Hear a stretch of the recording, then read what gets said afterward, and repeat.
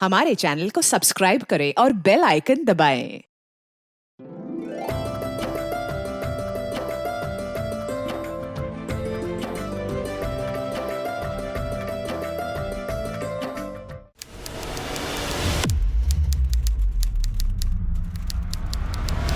वो कहते हैं ना, justice delayed is justice denied.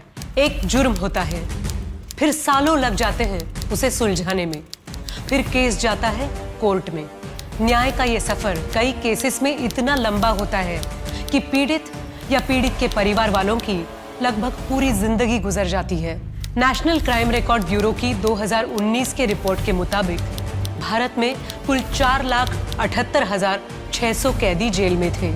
इनमें से 69.05% यानी 3,30,487 अपने ट्रायल के शुरू होने का या खत्म होने का इंतजार कर रहे थे।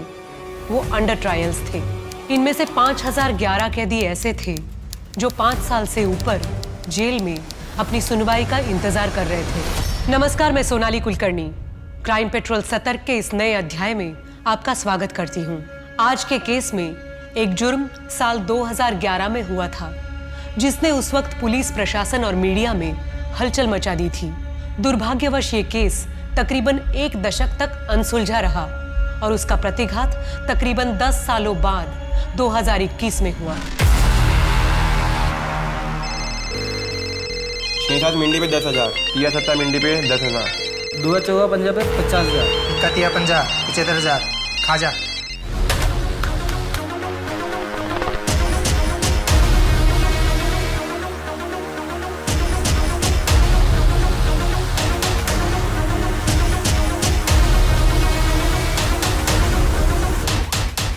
दुआ चौका पंजा खुला है।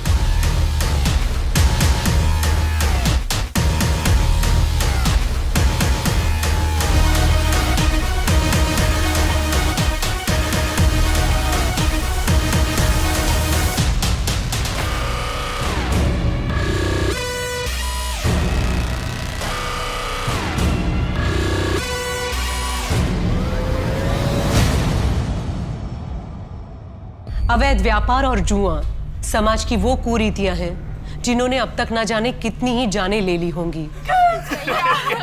मेरा बच्चा क्या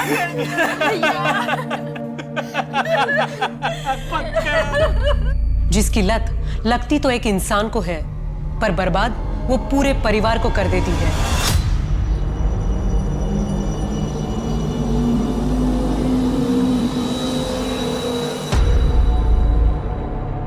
और धंधा पानी कैसे चल रहा है तेरा? बढ़िया चल रहा है। अरे धीरज अंकल, नमस्ते। नमस्ते बेटा, कैसी हो? अच्छे। अच्छा पापा, मुझे कॉलेज के बाद एक प्रोजेक्ट के काम से अनीशा के घर जाना है, तो थोड़ा लेट हो जाएगा। ज्यादा लेट मत करना। ठीक है पापा। और हाँ, सुनो सुनो, ये रितेश को बोलना 1:30 बजे छवि को स्कूल से लाकर घर छोड़ना है। ठीक है मम्मी।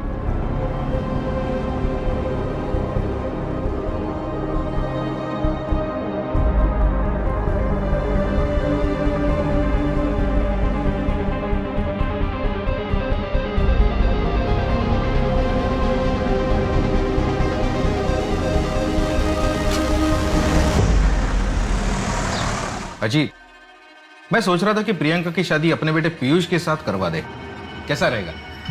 तुम्हारा बेटा महीने भर में जितना कमाता है उतना मेरी बेटी अपने दोस्तों पर एक दिन में खर्च करती है। 22 साल हो गए जी, आज भी तो वही बात पकड़ के बैठा है। तुम्हारी बहन रश्मि को मैं बहुत पसंद करता था। यही बोला था ना तुमने जब मैं रश्मि का हाथ मांगने आया था तुमसे। देख, मेरी जगह अगर तू रहता तो तू भी यही करता। और वैसे भी तुम उस वक्त सिर्फ सट्टा खेला करते थे और सारे पैसे सट्टे में उड़ा देते थे। आज भी वही करता हूं मैं। फिर भी रिश्ता क्यों छोड़ना चाहते हो मुझसे? तो अच्छा ही हुआ ना, धीरज भाई साहब ने आपको मना कर दिया, वरना मेरा क्या होता।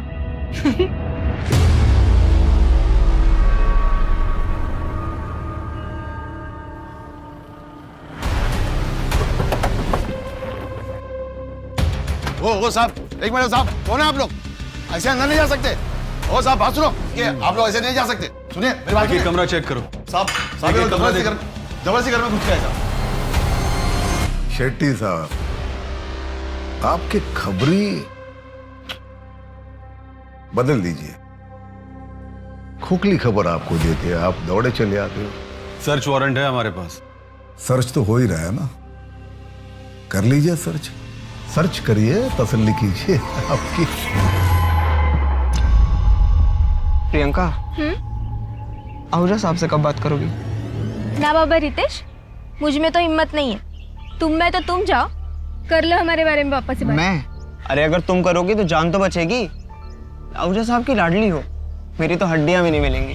तुम भी ना, कैसी बातें करते हो? अच्छा ठीक है ठीक है, तुम कुछ मत करो, मैं ही कुछ करता हूँ। सर कुछ नहीं।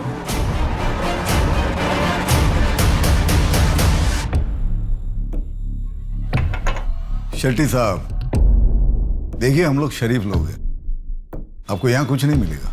मैं डीसीपी साहब से बात करता हूँ तो बार बार आपको यहाँ आने की तकलीफ नहीं उठानी पड़ेगी।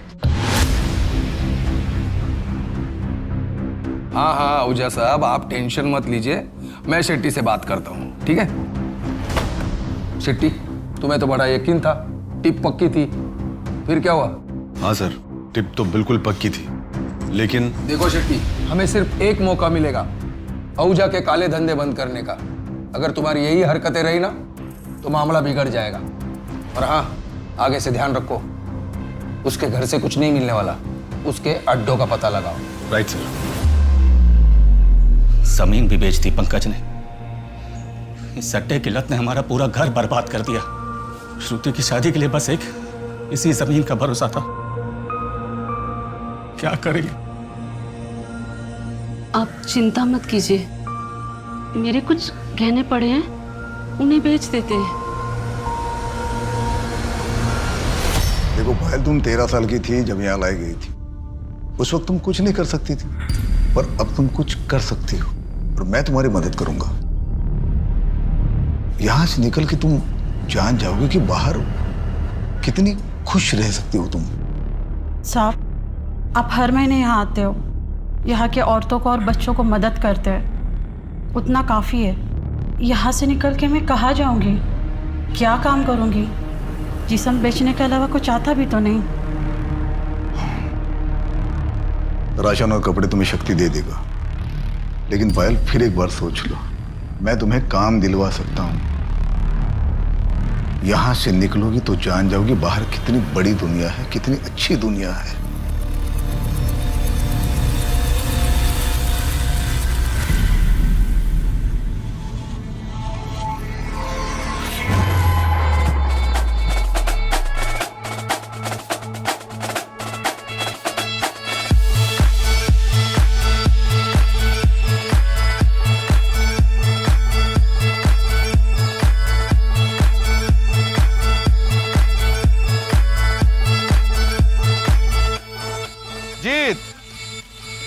Congratulation. Thank you very much. अरे आज तो तेरे लिए डबल सेलिब्रेशन का दिन होगा। एक तो तेरी एनिवर्सरी और दूसरा इंडिया वर्ल्ड कप भी जीत चुकी। क्या हराया यार श्रीलंका को आज। सेलिब्रेट करते, चलो चलो आओ।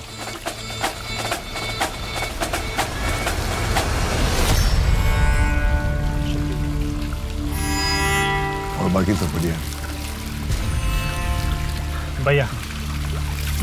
हाँ हाँ, अरे वो आज मेरी खुशी में शामिल होने कैसे आ गए तुम? भैया मुझे आपकी खुशी से कोई प्रॉब्लम नहीं है। गुड, जाते हो भाभी से मिलके जाना।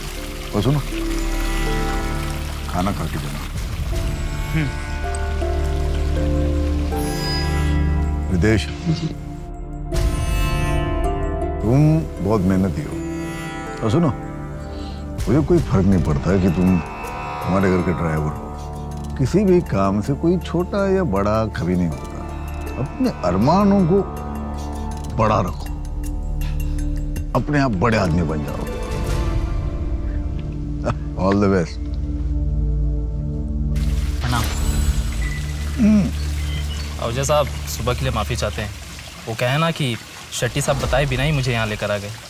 तुम्हारी बीवी प्रेग्नेंट है ना, और तुम्हारा ट्रांसफर रुकवाना है। Yes sir. बोल दिया मैंने, हो जाएगा। बहुत बहुत शुक्रिया, चलता हूँ। ड्रिंक तो।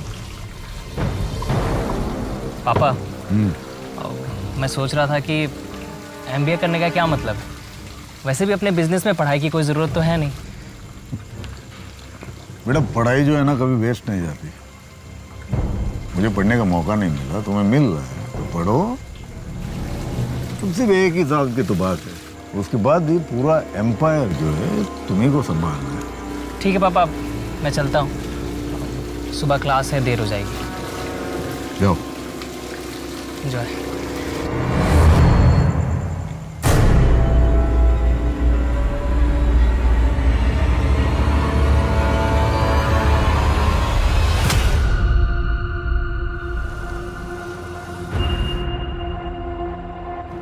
साहब, आपने हमारे बेटे की जमानत की बात की है क्या?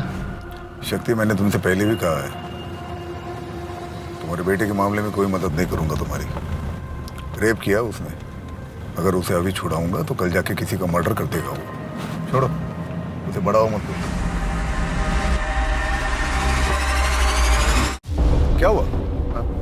देखता हूँ सर।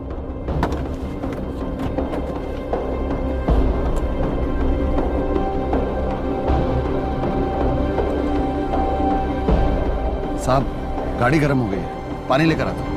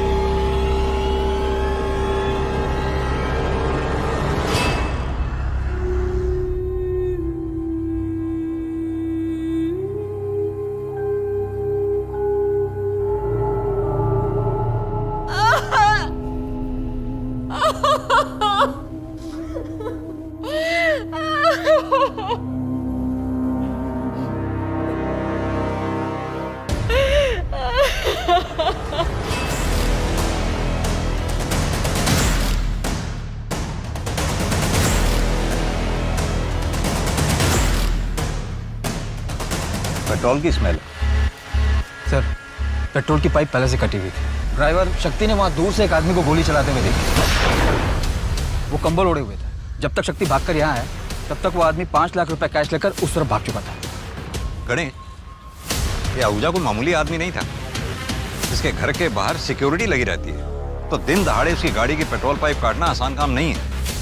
सर, इस एरिया में काफी रॉबरीज होती हैं। इस बार आहूजा को टारगेट किया गया था, और ये आहूजा भी काफी कैश लेकर चलता है हमेशा। एक काम करो, इस एरिया में जितने भी गैंग्स हैं सबको राउंड अप करो।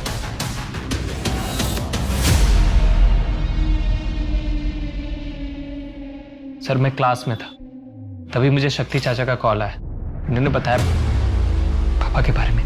आखिरी बार कौन मिला था अजीत आहूजा से? सिद्धार्थ बाबा। रात को मैं आहूजा साहब के पास गया तो सिद्धार्थ बाबा जा रहे थे। वो हॉस्टल में रहते हैं ना।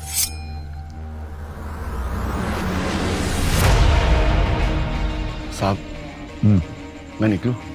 हाँ शक्ति, तुम जाओ और सुबह 8 बजे आ जाना। वो कल नई साइट देखने जाना है। सर, मैं कल सिर्फ आधे घंटे के लिए ही आया था, उसके बाद घर चला गया।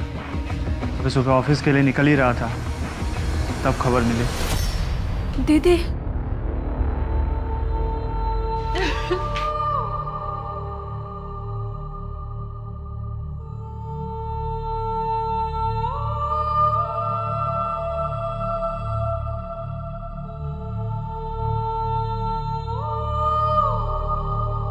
अजीत आहूजा इंदौर में सट्टे की दुनिया का जाना माना नाम था। सब कुछ जानते हुए भी पुलिस कभी उसके गिरेबान तक नहीं पहुंच पाई थी, और अब किसी ने उसकी दिन दहाड़े हत्या कर दी थी। अजीत आहूजा उस शख्स का नाम था जो कई परिवारों के लिए रॉबिन हुड था। अजीत आहूजा जरूरतमंदों की मदद अंजाम की फिक्र किए बिना करता था, पर कुछ लोगों के लिए वो ऐसा शैतान था जिसकी वजह से उनके परिवार ध्वस्त हो गए थे। तो आखिर सच में कैसा इंसान था अजीत आहूजा? हरे राम, ये कुछ रुपए हैं, रख लो। अजीत साहब को तुम्हारे बेटे के बारे में सुन के बुरा लगा। उन्होंने कहा है कि उनसे जो भी हो सकेगा मदद करेंगे। कितने? जितने हैं ठीक हैं। फिलहाल 50,000 रुपए। अजीत साहब ने कहा है कि अगले महीने कुछ और भिजवा देंगे। कितना भिजवाएंगे? मेरे बेटे की जिंदगी की कीमत कितनी होगी? तुम बोलो शांति, कितना काफी होगा तुम्हारे लिए कि तुम्हारे बेटे पंकज की कमी पूरी होगी? जाइए, अजीत साहब को कहिए अपना धंधा संभाले। मैं अभी जिंदा हूं, मैं अपना परिवार संभाल लूंगा। चाहिए। नमस्ते। पैसे मेरे हैं, किस पे खर्च करने, कितने खर्च करने, उसका डिसीजन मैं लूंगा। और तुमको इसके पहले भी मैंने पैसे दिए थे ना, फालतू के बिजनेस में लगाए और डूब गए सारे पैसे। भैया वो पैसे मेरे भी हैं।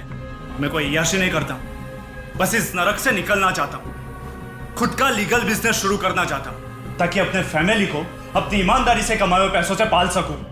ईमानदारी से कमाए हुए पैसे जिन्हें तुम उस बिजनेस से कमाओगे जिसमें अपने भैया के इलीगल बिजनेस का पैसा लगाओगे। आप बीच में मत बोलिए भाभी। वैसे ही आप मुझे इस घर से निकालने में कामयाब तो हो चुकी हो, अभी क्या भैया की जिंदगी से निकालना चाहती हो? फालतू बात मत करो, निकल जाओ यहां से, निकल जाओ।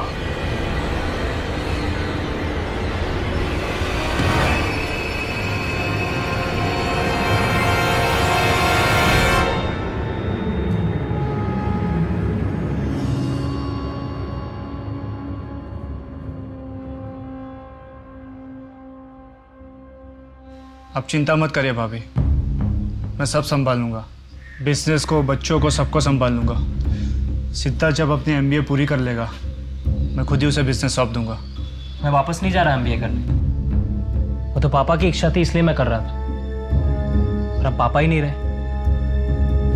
13वीं तक तो रुक जाते तुम लोग, दुखी होने का थोड़ा दिखावा ही कर लेते। कोई नहीं संभालेगा बिजनेस। ये घर, परिवार और बिजनेस संभालने के लिए अकेली काफी हूं मैं।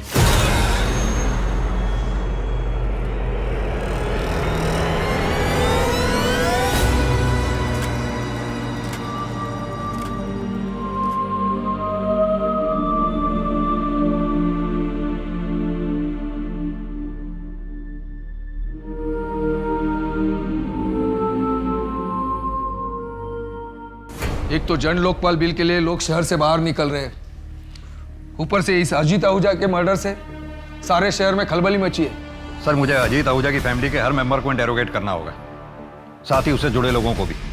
इसके लिए मुझे स्पेशल परमिशन चाहिए होगी सर, क्योंकि इसमें काफी बड़े नाम और पॉलिटिशियंस भी हैं। कोई जरूरत नहीं है ज्यादा खुरेदने की, थोड़ी बहुत इंक्वायरी करो और जल्द से जल्द ये केस बंद कर दो। वैसे भी तुमने एफआईआर में रॉबरी और मर्डर ही लिखा है ना?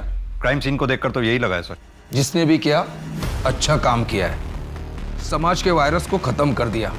ऐसे क्रिमिनल्स का तो एनकाउंटर कर देना चाहिए था, किसी और ने हमारा काम कर दिया।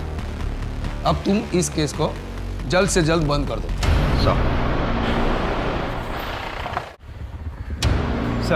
सर मैंने पता किया, आसपास के रॉबरी गैंग में ऐसी कोई इंटरनल बातें नहीं हुई और ना ही तो खबरियों के पास कोई लीड। अजीत आहूजा पे अटैक हुआ है, कोई भी रॉबर इस बारे में बात करने से कतराएगा। अपने खबरी नेटवर्क को एक्टिव रखो, कभी तो पता चलेगा किसने अटैक करवाया। पेट्रोल का पाइप कटा हुआ था, यही बात मुझे खटक रही है। अब या तो कोई घर का स्टाफ हो सकता है या फिर कोई जानने वाला जो मर्डर के एक रात पहले उस पार्टी में वहां मौजूद था। सर ये पार्टी के कुछ फोटोग्राफ्स हैं, ये देखिए। सर अगर अजीत आहूजा के लाइफ से सस्पेक्ट छाटने बैठे तो दर्जनों होंगे। बहुत बड़ा एम्पायर था और जितना बड़ा एम्पायर उतनी ज्यादा दुश्मन। तो घर से शुरू करते हैं। वाइफ सुमन, भाई वरुण, बेटा सिद्धार्थ, बेटी प्रियंका और ये दो स्टाफ शक्ति और रितेश। सर ये एक बेटी भी है, छवि, एडॉप्टेड है, मैंने पता किया। ब्रॉथल से रेस्क्यू करके लाया गया था इसे।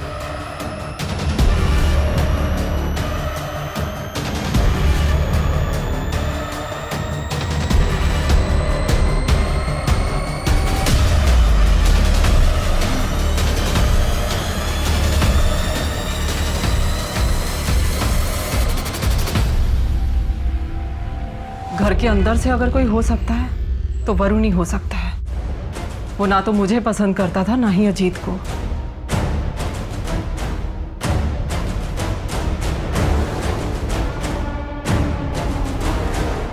सारी दुनिया जानती है आपके हस्बैंड अजीत आहूजा इंदौर के सट्टे के बिजनेस के बादशाह थे।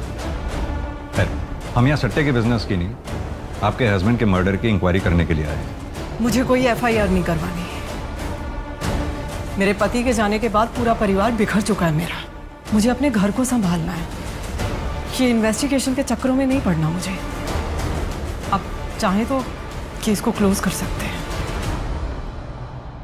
सुमन जी, ये केस तो अब तभी क्लोज होगा जब हत्यारा सलाखों के पीछे होगा। हाँ तो ठीक है, फिर कीजिए अपनी ड्यूटी, ढूंढिए हत्यारे को, लेकिन मुझसे किसी भी तरह की मदद की कोई उम्मीद मत रखिएगा। एक बात पूछूं आपसे, आप अपने हस्बैंड की मौत पे उतना दुखी नहीं लग रही जितना होना चाहिए। शोक मनाने का वक्त नहीं है मेरे पास। क्या उम्मीद करते हैं आप मुझसे? रोऊं, महीनों तक सदमे में पड़ी रहूं? देखिए, मेरे पति का मेरे और मेरे बच्चों के सर से साया उठने के बाद मुझे उनकी सुरक्षा भी देखनी है। हमारा कोई नहीं है अब। इस घर की पूरी जिम्मेदारी मेरे ऊपर है। सदमे में जाकर जो मेरे पास बचा है ना, मुझे वो भी गंवाना नहीं है। गलत उम्मीद कर रहे हैं आप मुझसे।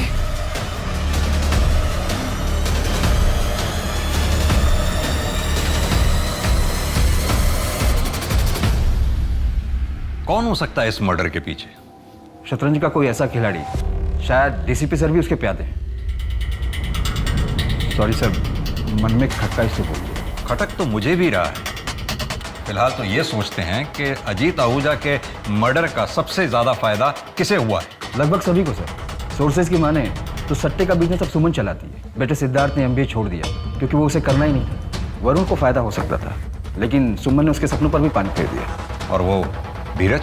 सर वो तो बचपन का दोस्त है, कॉर्पोरेटर है। अजीत पहले उसके लिए काम किया करता था और पिछले 10 सालों में अजीत ने धीरज को पैसों से काफी मदद की है। यानी कि जिस धीरज की वजह से पिछले 10 साल से अजीत आहूजा का घर चल रहा था, आजकल वो अजीत आहूजा का कर्जदार है। जी सर।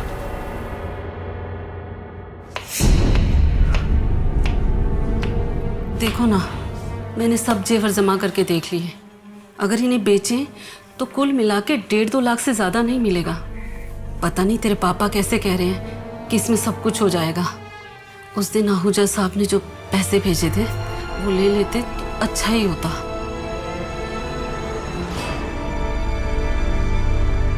इतनी देर हो गई, तेरे पापा दूध लेने गए थे। 1 घंटा हो गया, अभी तक आए नहीं।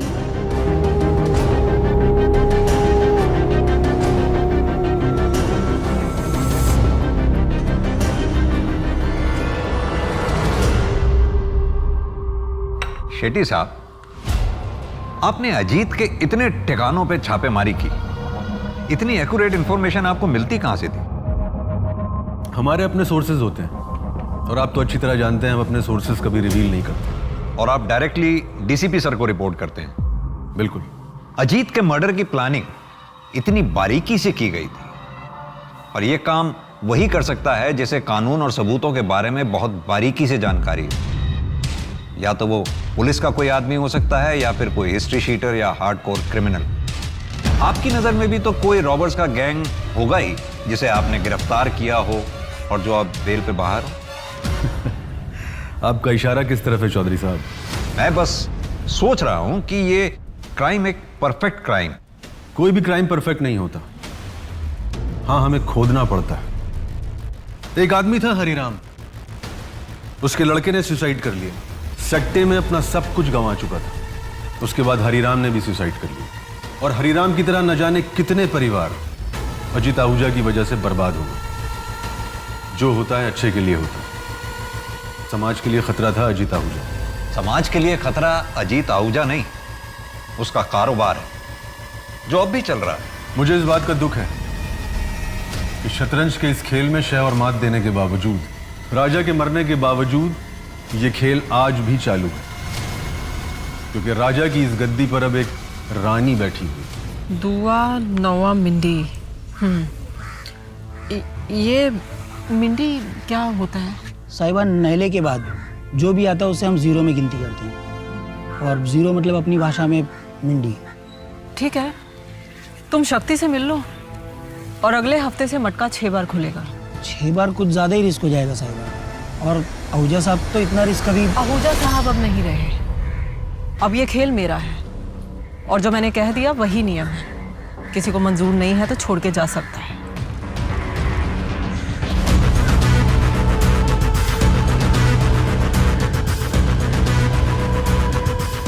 एक दिन ही हम सबको लीड हुई थी।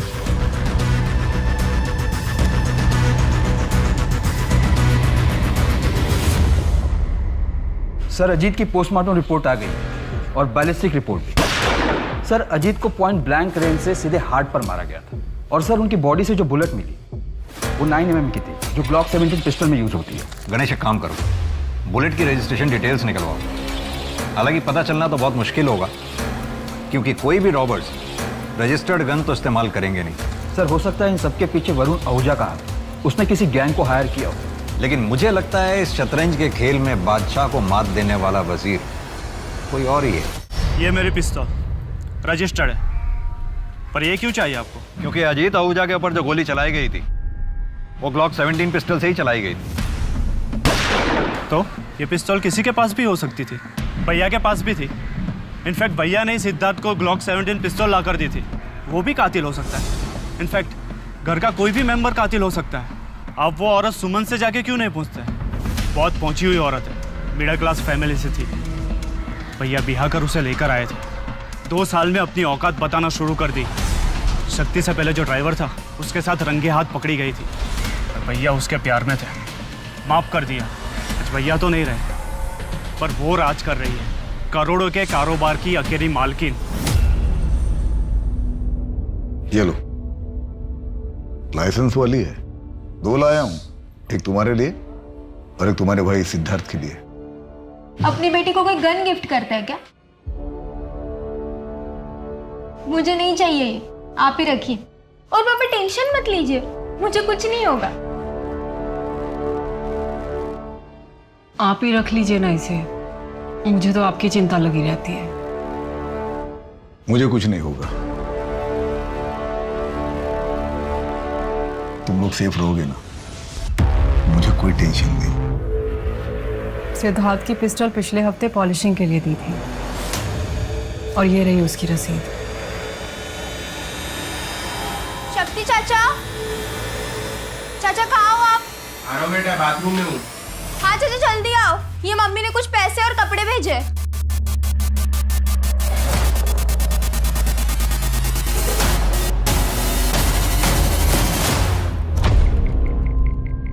सर मुझे लगता है कि वरुण ने जानबूझकर सुमन के अतीत का पत्ता हमारे पास फेंका ताकि हमारा शक वरुण से हटकर सुमन पर चला जाए। लेकिन वरुण कह तो सही रहा है, अजीत आहूजा के जाने के बाद उसका सारा बिजनेस सुमन ने ही संभाल रखा, जिससे सबसे ज्यादा फायदा भी हुआ। अब जानना यह है कि सुमन का जिसके साथ अफेयर था वो ड्राइवर कौन था और वो अब कहाँ है। सर मैं पता लगाता हूँ। इस सट्टे के बिजनेस में कोई नया खिलाड़ी? ऐसा तो कोई सामने नहीं आया। एक एम्प्लॉय है ब्रिजेश, मैंने उससे भी बात की पर उसकी तरफ से भी कोई खास जवाब नहीं आया। सर बिजनेस में राइवलरी तो होते ही रहती, जो कि आम बात है। कोई नया बुकी जो ज़्यादा एम्बिशियस हो? भैया सारा सट्टा तो आप अपने में ले लेते हो, हमें भी कुछ करने दो ना, हमें भी कमाने दो। अजीत भाई का ऑर्डर है, 1000 से ज़्यादा की बुकिंग कोई बुकिंग नहीं लेगा। इतना ज़्यादा मत उड़ो, जितने का बिजनेस दे रहा हूँ ना उसमें खुश रहो। एक्सक्यूज मी सर, प्रियंका का फोन। स्पीकर ऑन करो।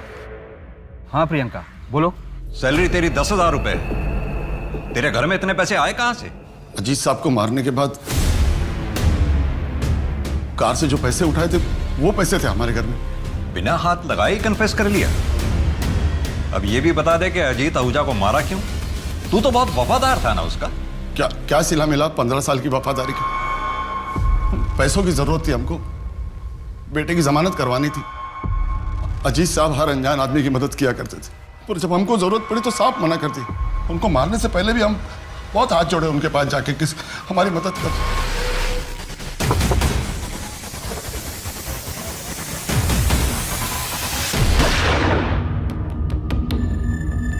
पिस्तौल कहां से मिली थी? पार्टी की रात उनके कमरे से ली थी। और वापस कब रखी? वो वापस जब अजीत आहूजा को हॉस्पिटल ले जाया गया? नहीं, तब तो तुम पूरा दिन हॉस्पिटल में रहे होंगे और घर पे पुलिस मौजूद थी। तो फिर अगले दिन जब अजीत आहूजा का दाह संस्कार हुआ या फिर कल? आपको आपका कन्फेशन मिल गया ना, फिर आपको क्या चाहिए? हमने पिस्तौल कब रखी थी हमको याद नहीं। केस को बंद कर दो चौधरी, ऊपर से बहुत प्रेशर है। लेकिन सर शक्ति सिंह ने अभी तक जवाब नहीं दिया है, उसने पिस्टल कब वापस रखी थी? लेकिन उसके पास इस बात का तो जवाब है ना कि वो पिस्टल कब और कहां से ली थी। उसके पास एक्सेस था, मोटिव भी था और स्पॉट पे वो मौजूद भी था। तो ओपोनेंट शट केस है चौधरी। तुम चार्जशीट तैयार करो, मैं मीडिया को इन्फॉर्म करता हूं। लेकिन सर, मुझे पूरा यकीन है शतरंज के खेल में शक्ति सिंह सिर्फ एक प्यादा है, असली खिलाड़ी कोई और ही है। तुम्हारे पास प्रूफ है? अभी तो नहीं है सर, लेकिन then close the case Chaudhary. Ajit का किलर है हमारे पास, और क्या चाहिए तुम्हें? क्यों किया चाचा आपने ऐसे? मजबूर था, कभी कभी कुछ चीजें अपने बच्चों के लिए करनी पड़ती। क्या इन्वेस्टिगेशन ऑफिसर का शक सही था? क्या ये केस सुलझने के बाद भी अनसुलझा था? वक्त का पहिया अपनी गति से आगे बढ़ा। अजीत आहूजा के कातिल शक्ति सिंह को 10 साल के कारावास की सजा सुनाई गई। सब आगे बढ़ चुके थे, पर सिर्फ एक इंसान ऐसा था जो ये केस कभी नहीं भूला था। और अब 10 सालों के बाद कुछ ऐसा होने वाला था जिसकी वजह से अजीत आहूजा हत्याकांड फिर से सुर्खियों में आने वाला था।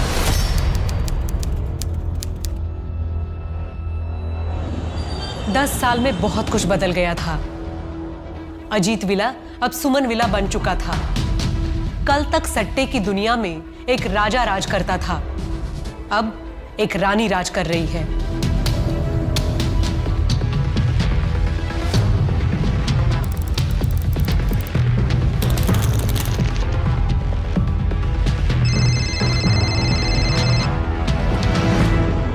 पाँच 7 9 खुला है।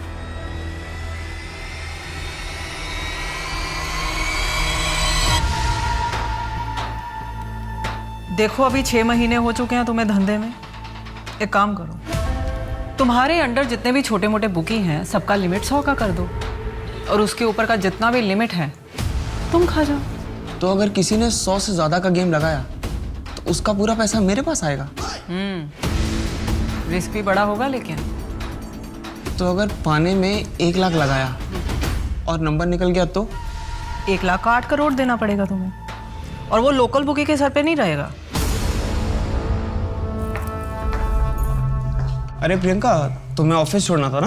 हाँ मम्मी जी, मैं ऑफिस के लिए निकल रहा हूँ। ओके चलो मम्मी, निकलती हूँ।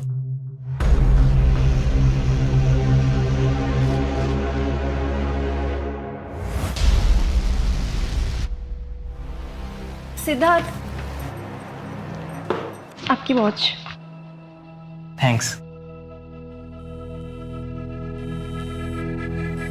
मम्मी, आप ऑफिस नहीं चल रही? हिसाब किताब पूरा गड़बड़ है तुम्हारा, इसे चेक करके शाम को आएंगे। अच्छा मम्मी, मैं सोच रहा था भोपाल में हैंडल करना शुरू कर दूं। कोई ज़रूरत नहीं है, रितेश अच्छे से संभाल रहा है ना वहाँ पर काम। तुम पहले ये इंदौर का एक इलाका तो संभाल लो ठीक तरह से, बाद में पैर पसारना। क्या हिसाब किया है तुमने?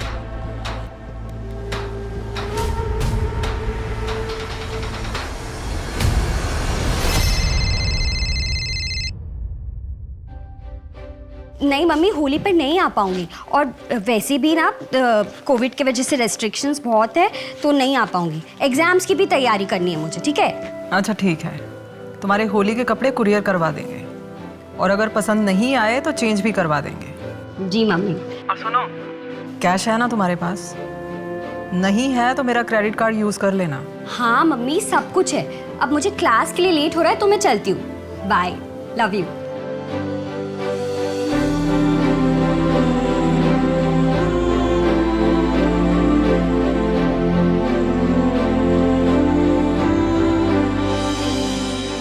सुमन, मुझे समझ में नहीं आता, लोग तो बेच बाज के सट्टा क्यों खेलते हैं?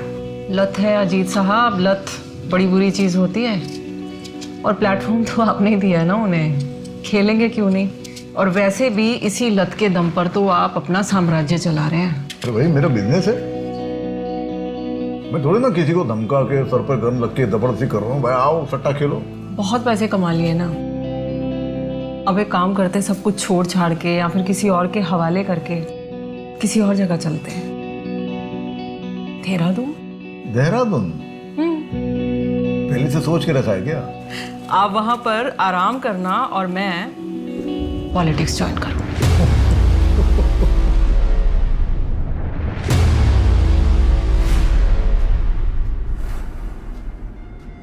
क्या हुआ? साहिबा गाड़ी बंद हो गई है, मैं देख लेता हूँ।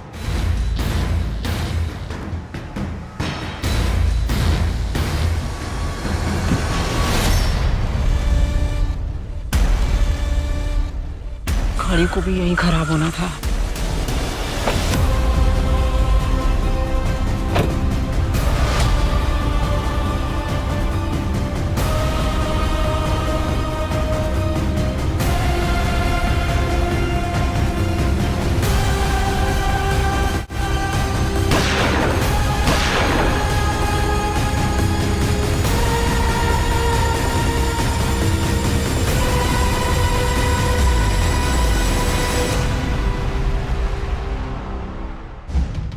अटैकर के बारे में कुछ पता चला?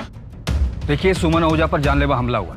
हमारी इन्वेस्टिगेशन चल रही है। जैसे कुछ पता चलेगा हम आप लोगों को बता देंगे। प्लीज सर कहाँ तक पहुंचे? सर आपके सस्पेक्ट्स के बारे में कुछ बताइए ना। सर सुमन आहूजा के बारे में सर हमें कुछ बताइए। सर, मैं कम इन? आओ गणेश, तुम्हें जो एक्शन लेना है, जो करना है वो करो। इस केस को जल्द से जल्द सॉल्व करो। मुझे पूरा यकीन है इस हमले के तार अजीत आहूजा के मर्डर से जुड़े हुए। जरूर पिछली बार हमसे कुछ ना कुछ छूट गया होगा। सर, शक्ति सिंह जेल में अपनी सजा काट रहा है। उससे बात करने के लिए मैंने एप्लीकेशन डाली है। सुमन के साथ जो ड्राइवर था उसने कुछ बताया? सर, ड्राइवर कमल का कहना है कि कार बंद पड़ गई थी, उसे ठीक करने के लिए उसने बोनट खोली। उसे गोली की आवाज़ सुनाई। उसने एक आदमी को बाइक से भागते हुए देखा, पर नंबर प्लेट नहीं देख पाया। ठीक उसी तरह उसी जगह पे अजीत का मर्डर हुआ। मुझे हमेशा से ये लगता था कि अजीत के मर्डर के पीछे उसकी बीवी सुमन का हाथ था, पर शायद मैं गलत था और तुम सही थे। इस सब के पीछे वरुण ही होगा। वही एक ऐसा है जो इस शतरंज के खेल का किंग बनना चाहता था और बाजी क्वीन मार ले गई। और अब 10 साल बाद वरुण ने फिर वही खेल खेला। लेकिन सर, अब मुझे नहीं लगता। अगर वरुण को गद्दी चाहिए थी तो उसने 10 साल इंतजार क्यों किया? तुम पहले शक्ति सिंह से बात करो, क्या पता 10 साल बाद अब वो सच्चाई बता दे। नीरज, लड्डू तो बहुत अच्छा है। शक्ति भाई, आपको कुछ पता चला क्या? आपके आहूजा साहब की बीवी के ऊपर हमला हुआ है। सूत्रों की माने तो सुमन आहूजा की हालत बहुत नाजुक है। हालांकि पुलिस और डॉक्टर अभी मीडिया से कोई भी बात नहीं कर रहे हैं।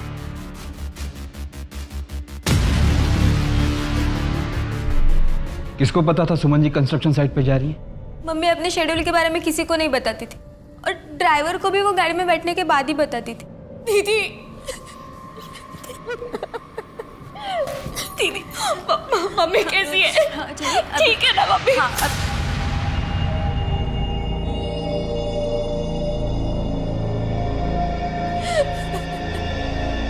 ये मेरी छोटी बहन है छवि।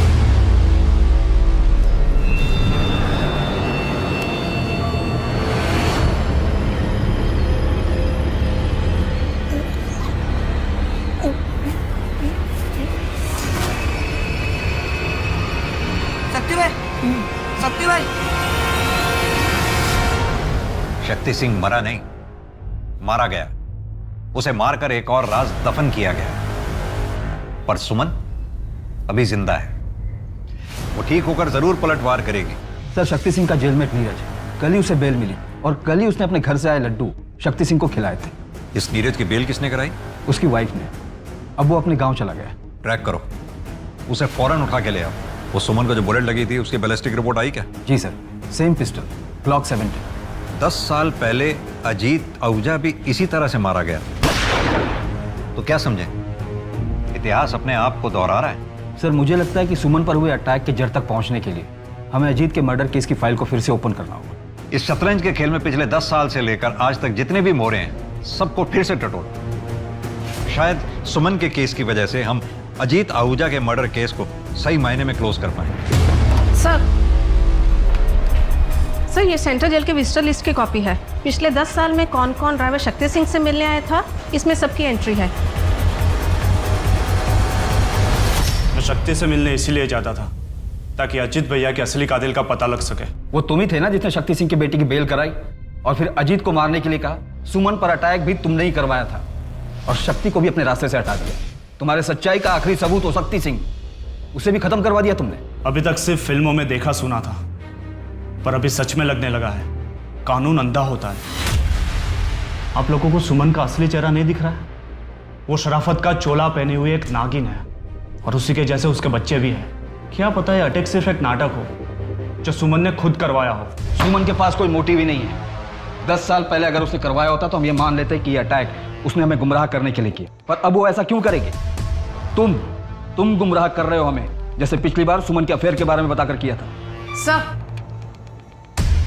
इनका लॉयर आया है।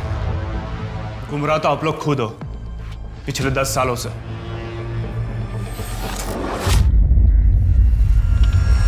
अब मैं रिटायर हो गया हूं, इसलिए अब तो बता ही सकता हूं। मुझे टिप अजीत आहूजा का दोस्त धीरज देता। मैं उससे नफरत करता था और इसीलिए उसे तबाह कर देना चाहता था। तुम नफरत और जलन में तूने अजीत को मरवा दिया, पर सुमन पर अटैक क्यों करवाया? ना ही मैंने अजीत को मरवाया है और ना ही मैंने सुमन पर अटैक करवाया।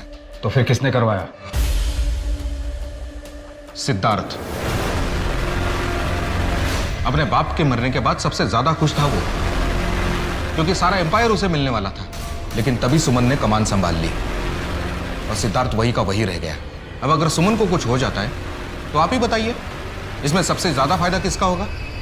सर, सुमन को लगी गोली जिस ग्लॉक 17 पिस्टल से चलाई गई थी, वो 5 महीने पहले ही चोरी हो गई। भोपाल की राय फैमिली ने इसकी कंप्लेन भी लिखवाई थी। यानी सुमन पे किए गए हमले की तैयारी 5 महीने पहले से चल रही थी, या फिर शायद सुमन पर हमले की बिसात 10 साल पहले ही बिछाई गई थी।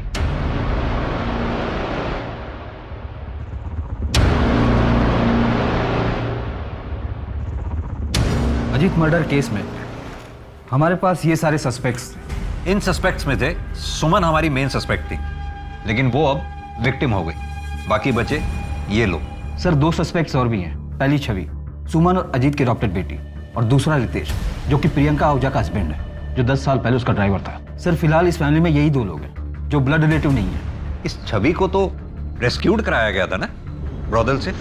अजीत और सुमन ने उसको अच्छी जिंदगी दी, सब कुछ दिया, फिर वो सुमन पर अटैक क्यों करवाएगी?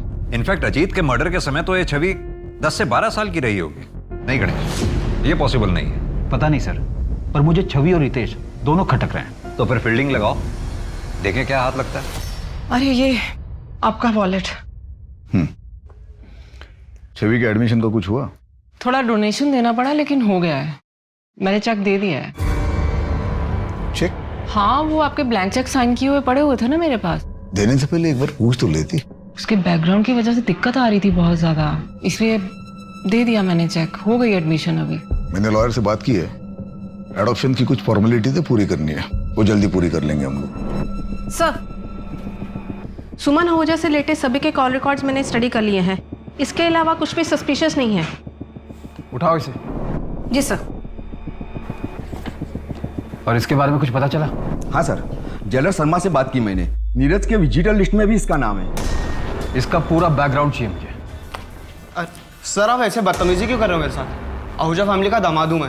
ये देख, पिछले 8 महीने से तेरे नंबर पर अलग अलग लैंडलाइन से कॉल आ रहे हैं, और ये सारे नंबर देहरादून पीसीओ के हैं। छवि पड़ती ना वहाँ पर। अफेयर चला ना तुम लोग? सर, क्या बकवास कर रहे हो आप? वो बच्ची है, वो 10 साल की थी तब से मैं उसे जानता हूँ, और वो फैमिली के बारे में पूछने के लिए मुझे फ़ोन करती थी। तो तुझे ही क्यों करती थी, वो भी अलग अलग लैंडलाइन से? मैं जीजा हूँ उसका, क्यों नहीं कर सकती मुझे वो फ़ोन?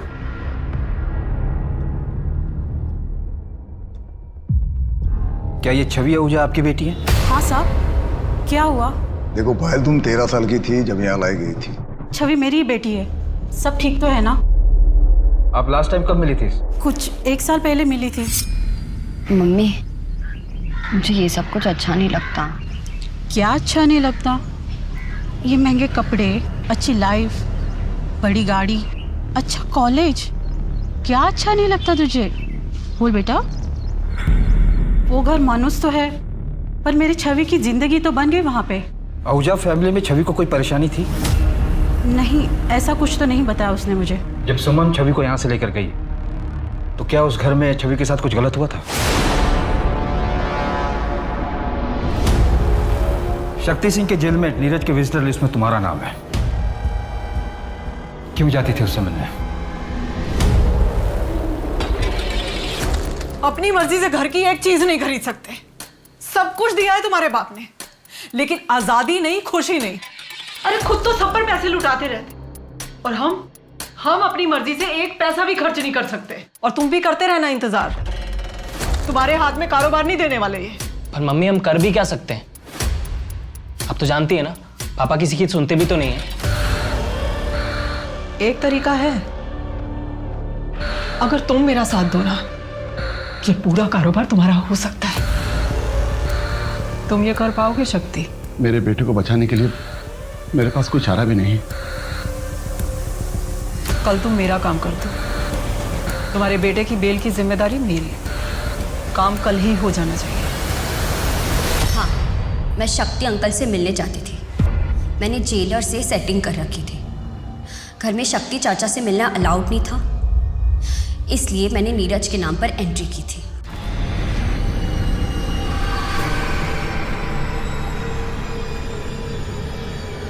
शक्ति ने तुम्हारे पिता अजीत आहूजा का मर्डर किया, फिर भी तुम उससे मिलने जाती थी। क्या उनके मर्डर की वजह तुम थी? नहीं।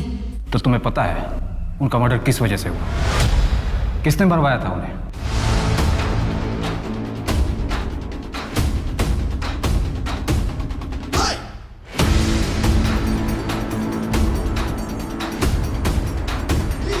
मम्मी 10 साल हो, आपने कहा था मैं संभालूंगा बिजनेस, और आप तो पापा के जैसे ही। तुम्हारे पापा जैसे नहीं हैं हम।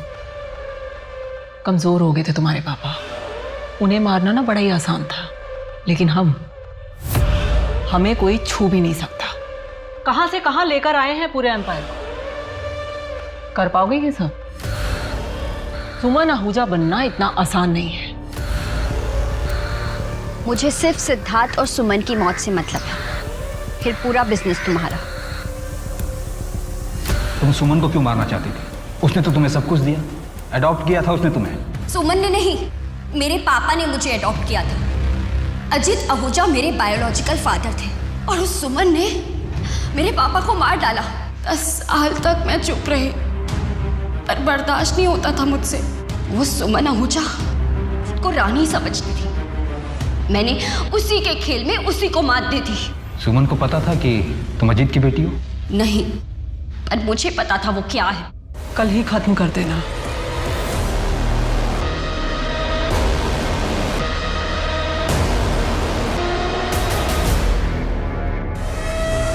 पुलिस ने सुमन आहूजा अटैक केस के साथ साथ अजीत आहूजा मर्डर केस को भी सुलझा लिया है। अजीत आहूजा मर्डर केस में सुमन आहूजा को अरेस्ट कर लिया गया है। क्या अब इसके साथ ही आहूजा सट्टे के बिजनेस पे रोक लगेगी?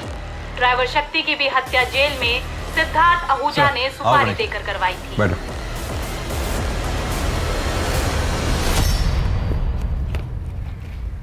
Congratulations, good work. Thank you sir. अब इस सट्टे के खेल से हमेशा के लिए छुटकारा मिल गया। राजा रानी दोनों को शय और मात। हाँ सर, इस बार कोई वजीर ना राजा की गद्दी पर बैठ जाए। 2011 में इंदौर के इस केस में सुमन आहूजा ने अपने ही पति की हत्या करवाई ताकि वो सट्टे की दुनिया पे राज कर सके। लेकिन अंत में क्या हुआ? सुमन, सिद्धार्थ और छवि तीनों जेल में हैं। किसी को भी क्या हासिल हुआ? सभी ने कुछ न कुछ खोया। जुर्म का रास्ता कितना भी आकर्षित क्यों न हो, पर अक्सर वो हमसे हमारी सबसे प्यारी चीज छीन लेता है। सट्टे की लत में कुछ लोग तो कर्ज में इतना डूब चुके होंगे कि उनकी पीढ़ियां तक भुगतान करेंगी। सरकार और पुलिस इस तरह के गोरख धंधे को बंद करने की पूरी कोशिश कर रही है, और कई जगह पर वो सफल भी हुए हैं। लेकिन अजीत आहूजा का सट्टा बिजनेस आज भी चल रहा है। किसी को आज तक नहीं पता सट्टा कहाँ खुलता है। आज इंदौर में ये बिजनेस अजीत के ही परिवार का एक सदस्य चला रहा है। आप जानते हैं कि हम सब इस वक्त एक मुश्किल दौर से गुजर रहे हैं। कृपया मास्क पहने, समय समय पर हाथ धोते रहें और उचित दूरी बनाए रखें। अब मैं सोनाली कुलकर्णी आपसे विदा लेती हूँ। फिर मिलेंगे क्राइम पेट्रोल सतर्क जस्टिस रीलोडेड में एक नए केस के साथ। तब तक अपना और अपने परिवार का ध्यान रखिए। देखते रहिए क्राइम पेट्रोल सतर्क। जय Hind. For more updates, subscribe to our channel, click the show links and enjoy watching the videos.